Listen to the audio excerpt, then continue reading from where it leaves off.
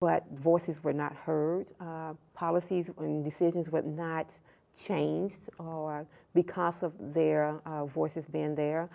I know for our group, which we have titled ourselves Save Our Homes, because it's really about saving homes, saving the current residents, sustaining current residents, sustaining families. You know, this is about families, this is about children. It is really is not about a light rail, it is about how we can sustain families from being displaced in a community where they have roots, where there are neighbors that they have become a part of their family. So as Veronica say, how do we minimize this impact that has taken place through one development, which was the 94? How do we ensure that those current residents who are in place can benefit from this development?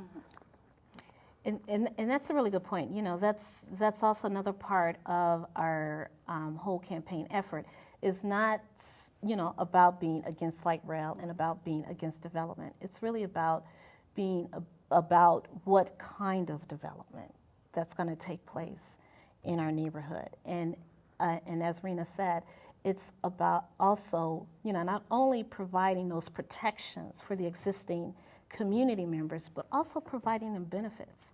You know, we want folks to stay in this corridor and thrive. We don't want opportunities again to pass us by and other people, you know, come into our neighborhood and benefit, you know, from these federally funded projects. And yet, you know, our communities are left holding the bag. You know, there are too many examples in which that has happened. So we're really trying to turn the tide. And again, you know, our whole emphasis is, you know, revitalization without displacement, lifting people out of poverty and not out of the neighborhood. And that really sends a dual message. And again, it's about protecting and benefiting the existing communities. So, you know, on that, the policy that we are proposing is simply a policy that will pay the disproportionate property tax increase that will happen because of the development of light rail. And our proposal is that if the city cannot create this fund that will help offset that increase, that they defer taxes until the sale of that property. And again, we was able to pull together a community meeting on November the 21st at the Burt Community Center, which almost 200 residents came out in agreement with something needs to be in place, a policy needs to be in place that will help sustain residents. And along with that, Councilmember Melvin Carter, Councilmember Russ Stark was in attendance and stated at that time that they would help us push this proposal to a place where some kind of something can be in place to help sustain current residents. So the lawsuit is a form of leverage. Yes. And one of the key goals of the lawsuit is to have the environmental assessment, environmental impact statement, correct? Essentially deemed as not appropriate, basically thrown out, correct?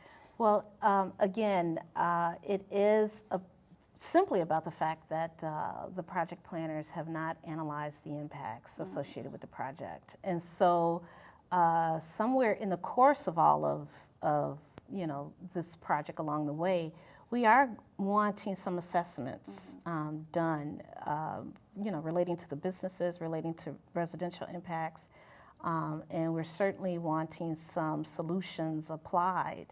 And, you know, there are various examples that we've been looking at from around the country and have even invited some of those examples and models here to demonstrate, well, this is how they resolved this problem in Seattle, you know, where they put together a $50 million community development fund that assisted both businesses and residents in trying to stay in place and thrive.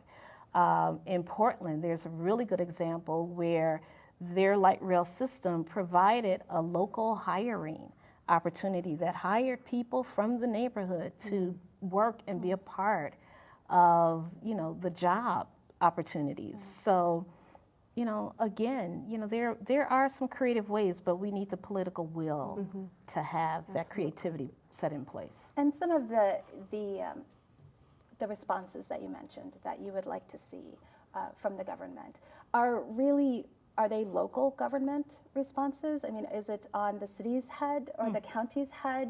How does Met Council fit into that? Because often we're told, well, we're Met Council, we don't do that. We don't handle that part. Right. So how do you believe that the lawsuit against the federal government and the Met Council will get you, will provide leverage to the city or the county or whomever needs to respond? Well, who's responsible for the project is the Metropolitan Council. They're the body that's receiving the federal funds. So they are the ones who's designing the project, implementing the project, carrying the project out.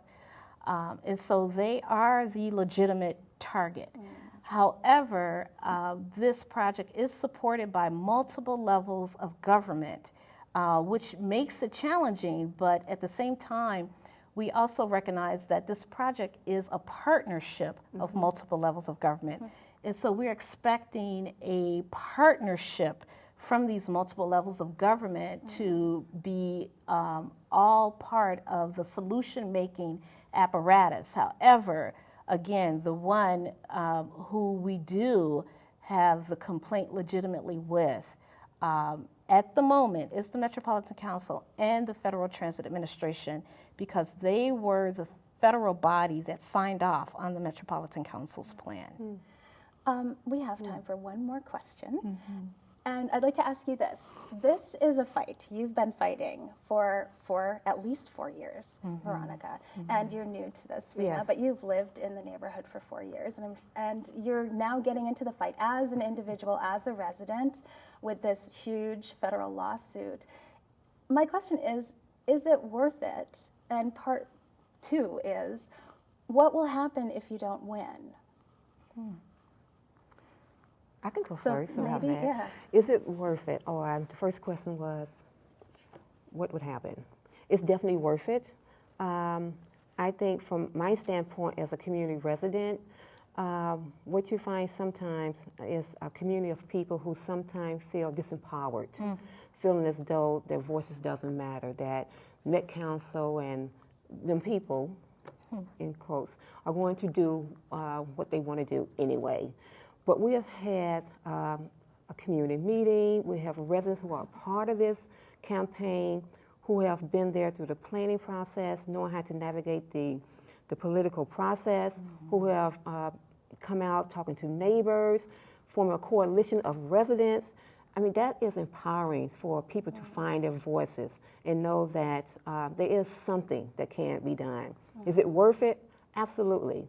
It's critical that we bring recognition to a community that has been disproportionately impacted before by transportation, and that it can truly happen again. It can truly happen again if we don't start early, if we don't be a part of that process, if we don't lift our voices. So thank you. Thank you very much. We are out of time. I'm so sorry to say, but thank you so much for being here. Thank you for joining us at the St. Paul Forum. I'm Lisa Tabor, your guest host. Thank you, Veronica, Burt, and Rena Moran.